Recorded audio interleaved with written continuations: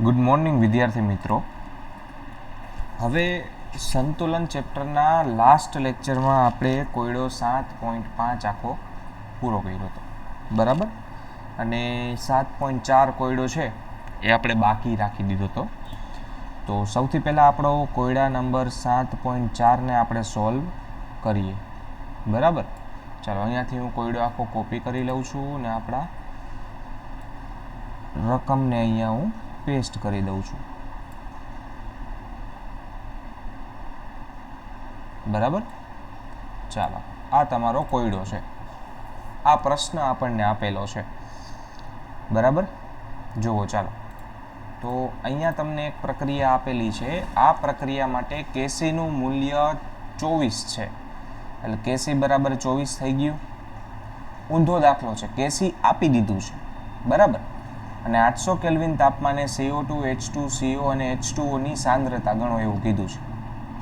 એટલે ઊંધું કરવાનું છે. અત્યાર સુધી આપણે આ બધી સાંદ્રતા ઉપરથી કેસી ગણતા હતા. હવે આ કેસી ઉપરથી આ બધી સાંદ્રતા ગણવાની છે. હાલો, શરૂઆતમાં માત્ર CO અને H2O જ હાજર હતા, બરાબર. ચાલો, તો સૌથી પહેલા પ્રક્રિયા લખવાની. ચાલો, CO અહીંયાથી લખું છું, CO વત્તા H2O, એટલે એમાંથી પ્રતિવર્તી પ્રક્રિયા થાય છે અને બને છે CO2 વત્તા H2. ચલો, આવી પ્રક્રિયા આપેલી છે અને એમાં શરૂઆતની સાંદ્રતા આપેલી છે, એટલે કે ઇનિશિયલ કોન્સન્ટ્રેશન, શરૂઆતની સાંદ્રતા આપેલી છે. કોની CO અને H2 બંને પ્રક્રિયક જ હોય, શરૂઆતમાં નિપજ તો હોય નહીં. એટલે બંનેની સાંદ્રતા છે 0.1 મોલર, એટલે બંનેની સાંદ્રતા 0.1 અને શરૂઆતમાં નિપજની સાંદ્રતા 0, બરાબર. હવે સંતુલને એટલે કે ઇક્વિલિબ્રિયમ, એટલે હું અહીંયા EQ લખું છું કે સંતુલન સાંદ્રતામાં શું ફેરફાર થાય. તો આપણને ખબર છે પ્રક્રિયકની સાંદ્રતા ઘટે ને નિપજની વધે. ધારો કે પ્રક્રિયકની સાંદ્રતા x જેટલી ઘટે છે, 1 મોલ, 1 મોલ પ્રક્રિયક હોય તો એમાંથી x જેટલી સાંદ્રતા ઘટે છે. અહીંયા તમારી પાસે 0.1 માંથી x મોલ ઘટશે, બરાબર. એવી રીતે અહીંયા પણ કેટલી ઘટશે? x મોલ જ ઘટશે, કેમ કે બેયના 1-1 મોલ જ છે ને પ્રક્રિયામાં. જોવો જોઈએ, અહીંયા કાંઈ બીજું આપેલું છે ના, 1 જ મોલ આપેલા છે. તો અહીંયા બનશે કેટલા? x મોલ જ બનશે. કેમ? 1-1 મોલ જ છે એટલા માટે. જો અહીંયા 2 હોત તો 2x બનત. આટલું સમજાઈ ગયું પહેલાં? હવે તમારા કેસીનું સૂત્ર મૂકો. ચાલો, શું સૂત્ર બનશે? તો ભાઈ કેસી બરાબર નિપજની સાંદ્રતાનો ગુણાકાર, એટલે કાર્બન ડાયોક્સાઇડની સાંદ્રતા ગુણ્યા H2, નિપજની સાંદ્રતાનો ગુણાકાર છેદમાં પ્રક્રિયકની સાંદ્રતાનો ગુણાકાર. પ્રક્રિયક છે કાર્બન મોનોક્સાઇડ અને H2O. તો આ તમારું સૂત્ર બની ગયું. હવે બંનેની સંતુલન સમયની સાંદ્રતા મૂકવાની. હાલો, કેસીની કિંમત છે 4.24. ચાલો, આ 4.24 કેસીની કિંમત થઈ ગઈ.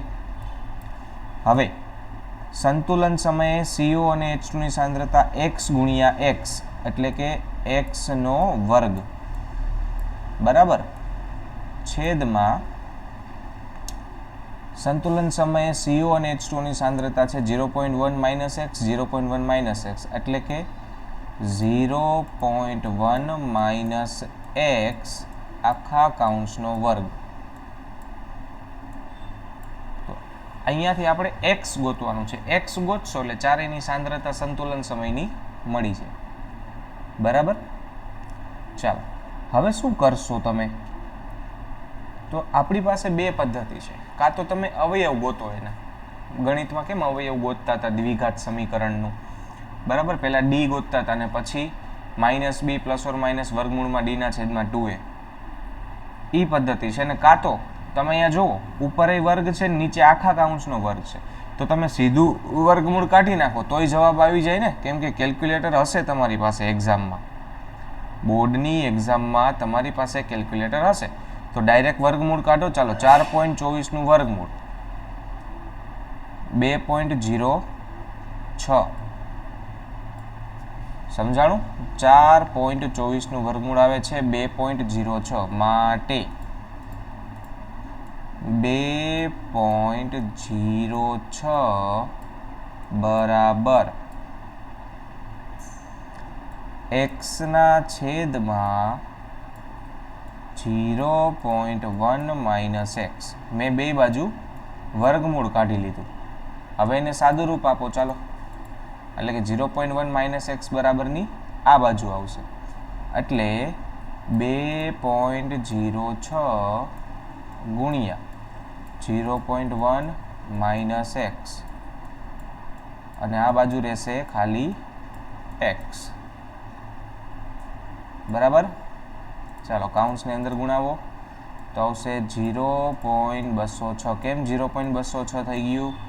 કારણ કે 0.8 છે એટલે, ને અહીંયા માઇનસ 2.06 બરાબર એક્સ. સોરી 2.06 એક્સ આવશે, મારી ભૂલ છે, બરાબર એક્સ. હવે એક્સ વાળી કિંમત બધી એક બાજુ લઈ લ્યો તો થશે આ માઇનસ 2.06 એક્સ આ બાજુ આવે તો પ્લસ થઈ જાય, ને અહીંયા એક એક્સ છે એટલે થશે 3.06 એક્સ બરાબર 0.206. બરાબર, ચાલો ભાગાકાર કરો તો એક્સ બરાબર 0.206 ભાગ્યા 3.06. ચાલો 0.206 ભાગ્યા 3.06 જવાબ આવે છે x બરાબર 0.067. ચાલો આ x ની કિંમત મળી ગઈ, મતલબ કે આપણને સાંદ્રતા મળી ગઈ ને કોની માટે આપણે કહી શકીએ કે CO2 અને H2 ની સંતુલન સમયે સાંદ્રતા x જેટલી છે ને, બરાબર x, એટલે એ કેટલી થશે 0.067 મોલર. બરાબર, અને તેવી જ રીતે CO અને સોરી અહીંયા H2O નહીં આવે, H2O આવશે, મારી ભૂલ છે.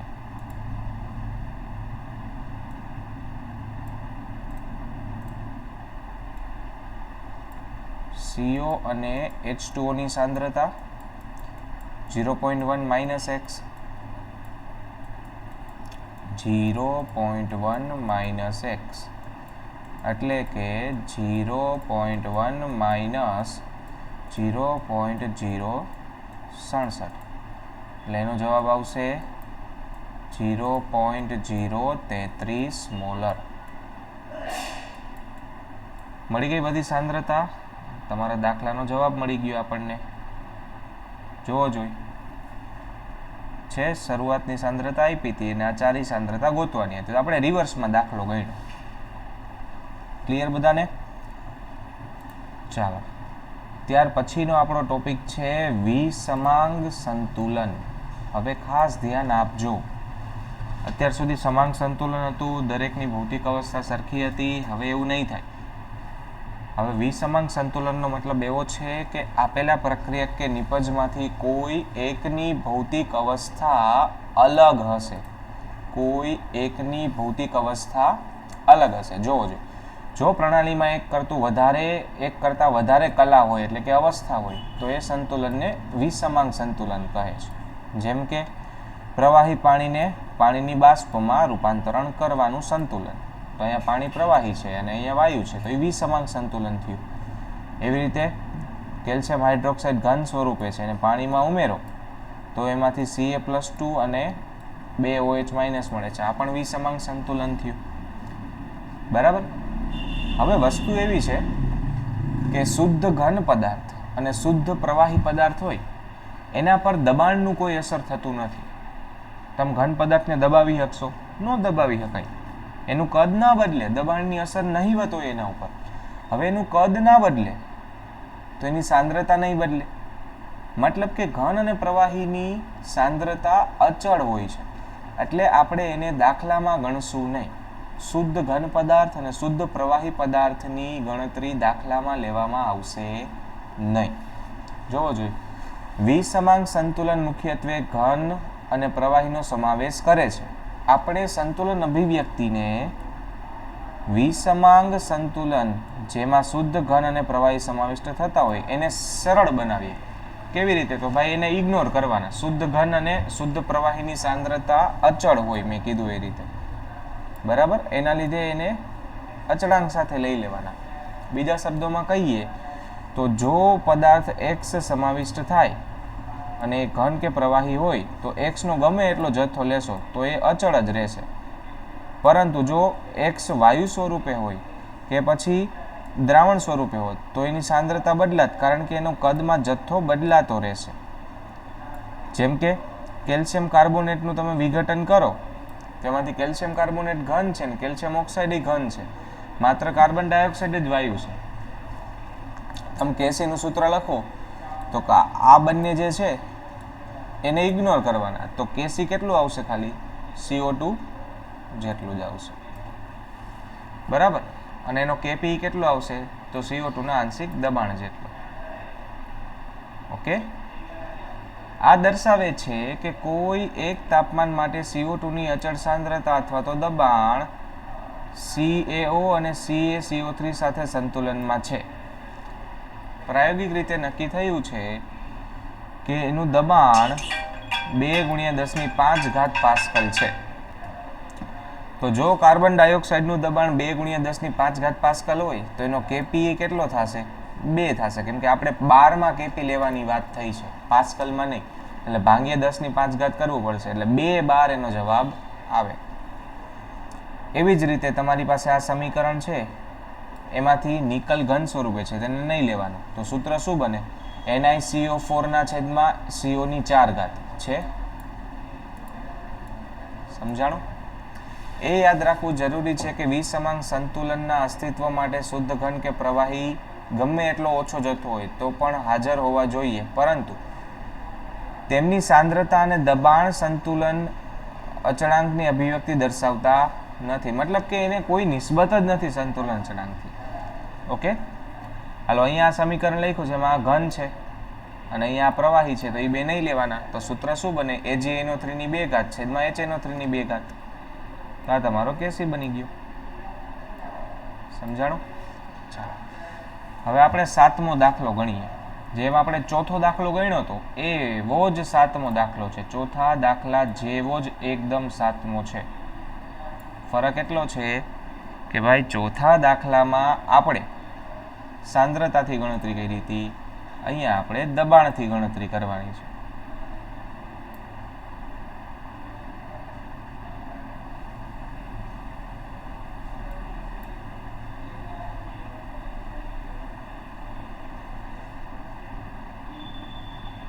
જો CO અને CO2 ના આંશિક દબાણની ગણતરી કરો એવું કીધું છે. ફરક એટલો છે, એમાં આપણે કાંઈ ઇગ્નોર નહોતું કર્યું, હવે કરશું. આ સમીકરણ છે, તો આના માટે કેપીનું સૂત્ર શરૂઆત પેલા સમીકરણ લખીએ. ચાલો, CO2 + C, એટલે એમાંથી બનશે 2CO, બરાબર. જુઓ, ચાલો, કેપીની કિંમત આપી દીધી છે 3.0 અને પ્રારંભિક દબાણ આપી દીધું છે કાર્બન ડાયોક્સાઇડ, અને પ્રારંભિકમાં તો CO 0 હોય. ચાલો, એટલે ઇનિશિયલ દબાણ આપી દીધું છે, માં સાંદ્રતા આપી હતી, અહીંયા દબાણ આપ્યું છે. કેટલું છે ભાઈ? તો ભાઈ 0.48. કાર્બનનું તો ગણવાનું ના હોય કેમ કે ઘન પદાર્થ છે, અને આનું 0. ચાલો, હવે સંતુલન સમયે આમાંથી કેટલું ઘટશે? 1 મોલ હોવાથી 0.48 - x, બરાબર. અહીંયા કેટલું બનશે? તો અહીંયા 2x જેટલું દબાણ બનશે નવું. કેમ? 2 મોલ છે એટલા માટે. ચાલો, હવે આપણા કેપીનું સૂત્ર મૂકો જોઈએ. તો કેપી બરાબર CO નું દબાણ એનો વર્ગ, CO નું આંશિક દબાણ એનો વર્ગ, કેમ કે 2 મોલ છે, છેદમાં CO2 નું દબાણ. બરાબર. ચાલો કિંમત મૂકો. કેપી ની કિંમત 3, અહીંયા 2x નો વર્ગ એટલે 4x વર્ગ થશે, છેદમાં 0.48 માઇનસ x. ચાલો હવે સાદું રૂપ આપો. જો અહીંયા ઉપર વર્ગ છે, નીચે વર્ગ નથી કાઉન્સનો, તો અહીંયા આપણે ફરજિયાત ડી વાળી મેથડથી જ જવું પડશે આગળ. મેથ્સનો ભરપૂર ઉપયોગ થશે આ ચેપ્ટરમાં. એટલે 3 કાઉન્સમાં 0.48 માઇનસ x બરાબર 4x નો વર્ગ. ઓકે, કાઉન્સની અંદર ગુણાવો તો 0.48 ગુણ્યા 3, 0.48 ગુણ્યા 3 1.44, 1.44 માઇનસ 3x બરાબર 4x નો વર્ગ. હાલો હવે આને બધું બરાબરની એક બાજુ લઈ લ્યો એટલે આવશે 4x નો વર્ગ વત્તા 3x માઇનસ 101.44. ચાલો હવે સૌથી પહેલાં ડી ગોતો. અહીંયા સાઈડમાં ગોતું છું. બરાબર. ચાલો ડી બરાબર બી સ્ક્વેર માઇનસ 4ac. આ સૂત્ર તમે ભણી ગયા છો બધા. બી સ્ક્વેર માઇનસ 4ac. ચાલો બી સ્ક્વેર એટલે 3 નો વર્ગ થશે 9 માઇનસ 4 ગુણ્યા 4 16 એટલે 16 ગુણ્યા માઇનસ 1.44. કેમ માઇનસ? કેમ કે સંજ્ઞા સાથે લેવું પડે ને. માઇનસ માઇનસ થશે પ્લસ એટલે 9 વત્તા 16 ગુણ્યા 1.44. જવાબ આવશે 23.04. બરાબર. મતલબ ડી આવે છે 32.04. ડી કેટલું આવે છે? 32.04. હવે એના ઉપરથી ઉકેલ ગોતો. તો ઉકેલ શું છે આપણો? આલ્ફા અને બીટા. આલ્ફા બીટા ઉકેલ શું આવશે? તો minus b plus or minus વર્ગમૂળમાં ડી છેદમાં 2a. ચાલો હવે જો તમે માઇનસ લેશો તો તમારો જવાબ માઇનસમાં આવશે, અને માઇનસમાં જવાબ સ્વીકાર્ય નથી કેમ કે સાંદ્રતા માઇનસમાં ન હોય. એટલે ડી હંમેશા વર્ગમૂળમાં પ્લસ જ લેવો પડશે. એટલે -3 વત્તા વર્ગમૂળમાં 32.04 છેદમાં 4 ગુણ્યા 2 એટલે 8. ચાલો આનો હિસાબ કરીએ આપણે. તો સૌથી પહેલાં 32.04 નું વર્ગમૂળ લઈએ. નું વર્ગમૂળ આવશે 5.66 અને -3 એટલે આવશે 2.66 ના છેદમાં 8. 2.66 ભાગ્યા 8 એટલે જવાબ આવે છે 0.33. બરાબર. ચાલો આપણને x મળ્યો. બરાબર. તો અહીંયાથી તમે લખી શકશો x બરાબર 0.33. હવે એની કિંમત ઉપર મૂકો જોઈએ તો આપણું આંશિક દબાણ PCO કેટલું હતું? એ હતું 2x જેટલું. બરાબર. તો 2x જેટલું હોય તો 0.33 ગુણ્યા 2 થશે 0.6612. ચાલો એવી રીતે PCO2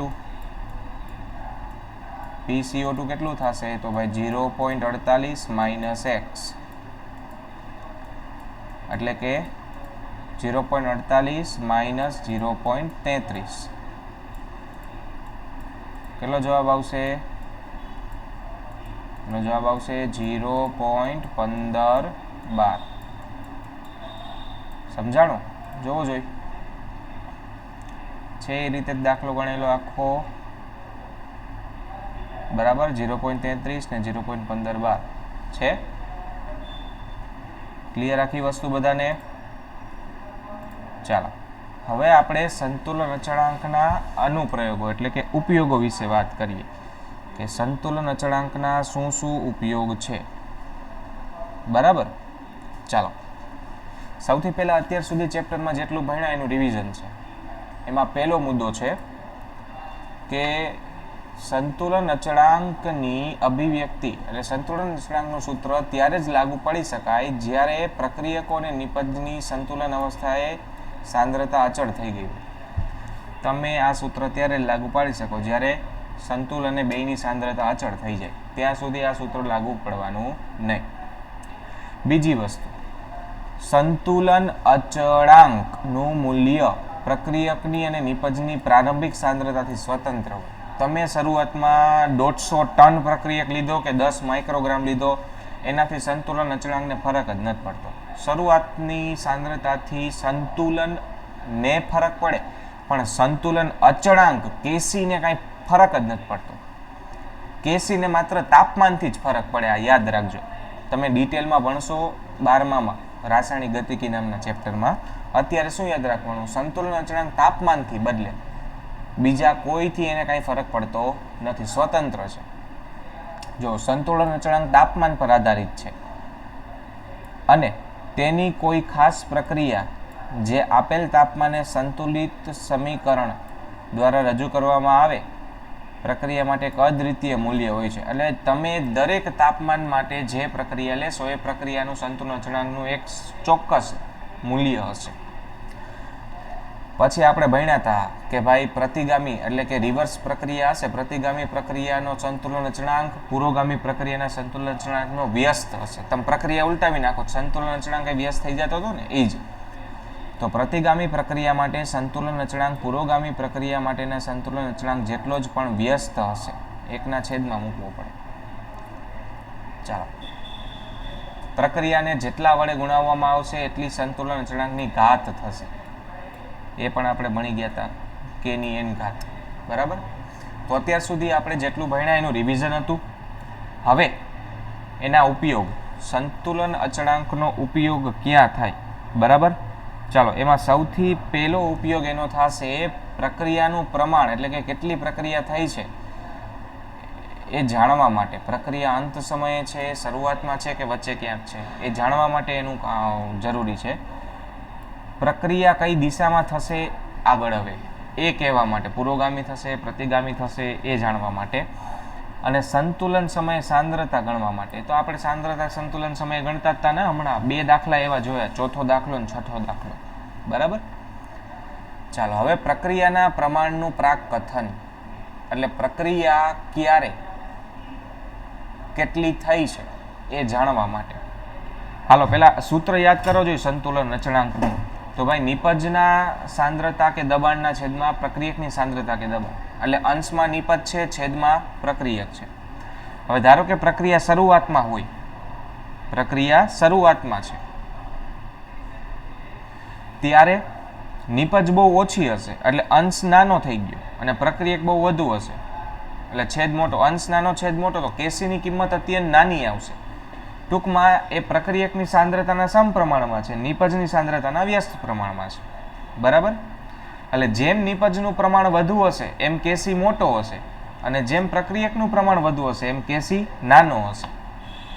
સીધી ને સાદી વસ્તુ. કેસી નાનો મતલબ કે શરૂઆતમાં પ્રક્રિયા છે, કેસી મોટો મતલબ કે અંતમાં પ્રક્રિયા છે, કેમ કે નિપજ વધારે.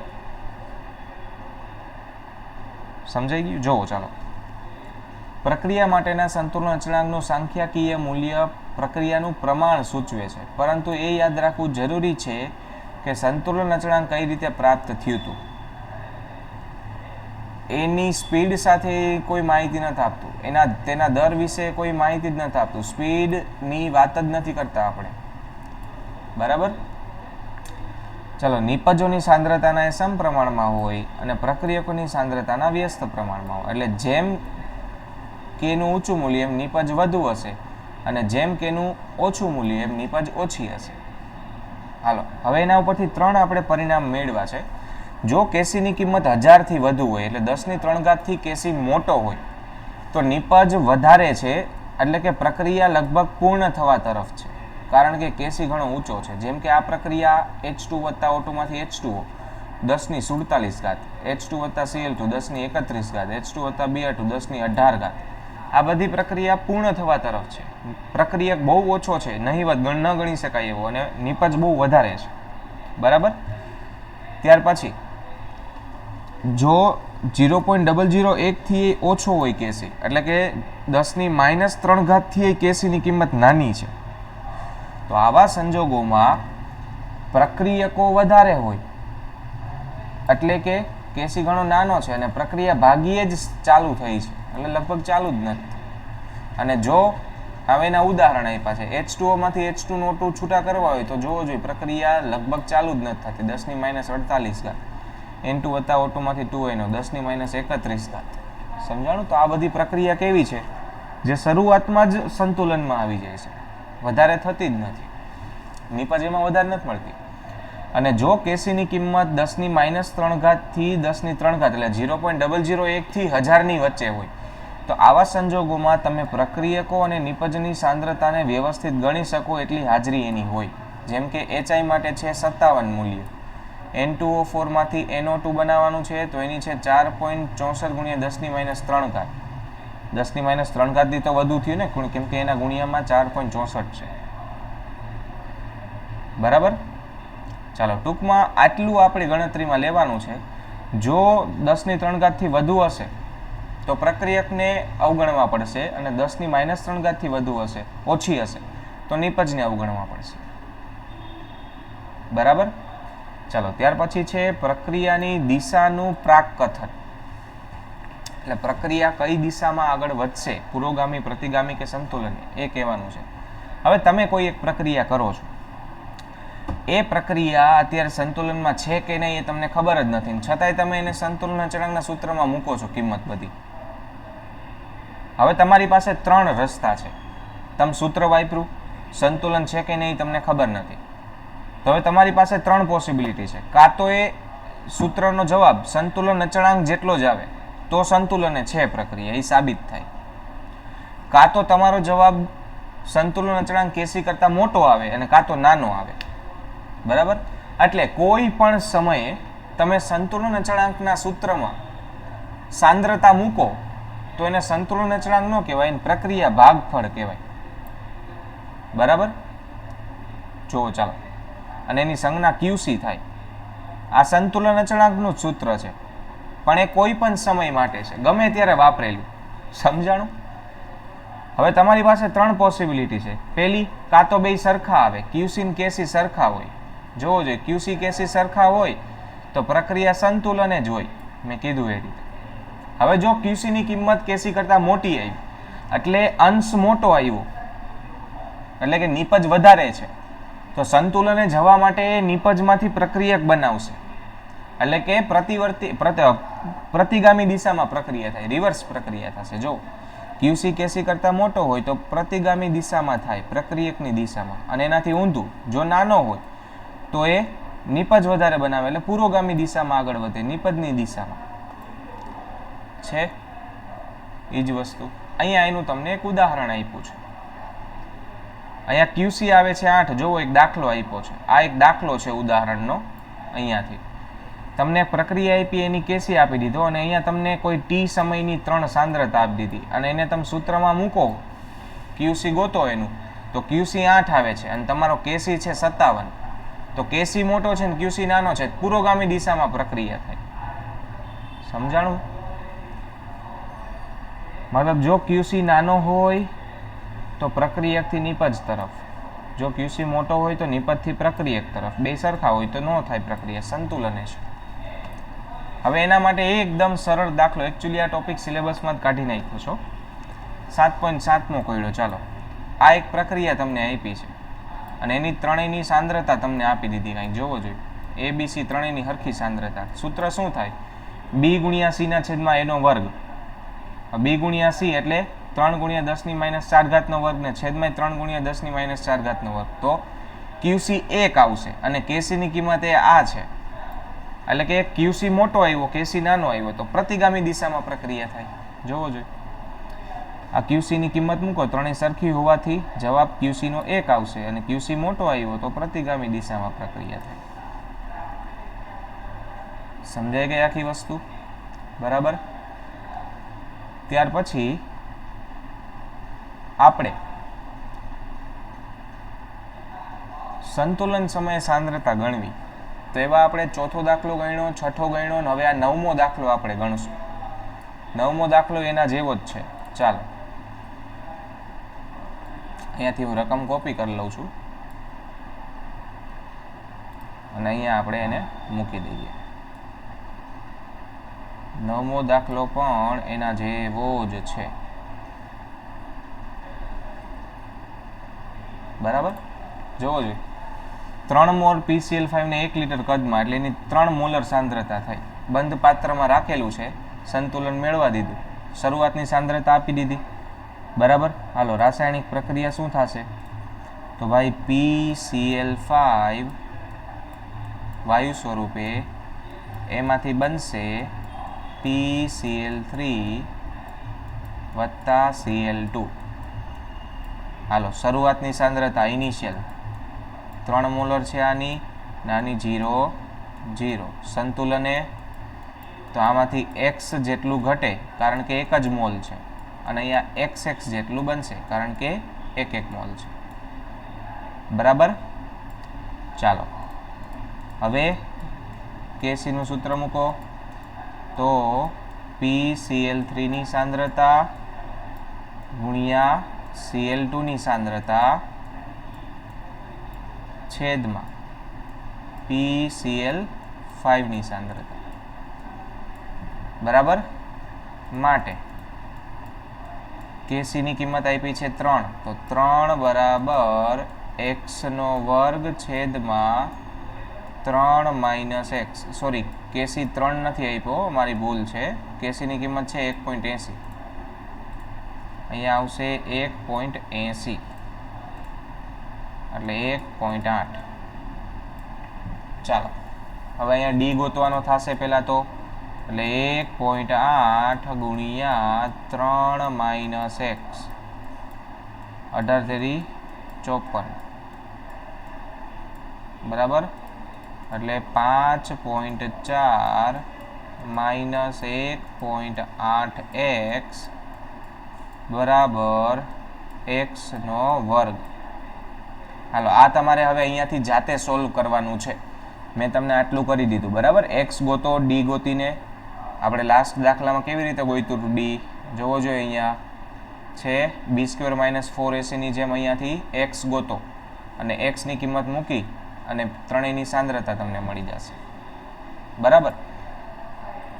નેક્સ્ટ લેક્ચરમાં આપણે 8મો દાખલો ગણશું. આ મોસ્ટ IMP દાખલો છે, દાખલા નંબર 8 મોસ્ટ IMP છે, એટલે ખાસ યાદ રાખજો. બરાબર. અને પછી આપણે 10મો 11મો દાખલો ગણશું અને સંતુલનને અસર કરતા પરિબળો વિશે વાત કરશું. ઓકે, ચાલો, થેન્ક યુ.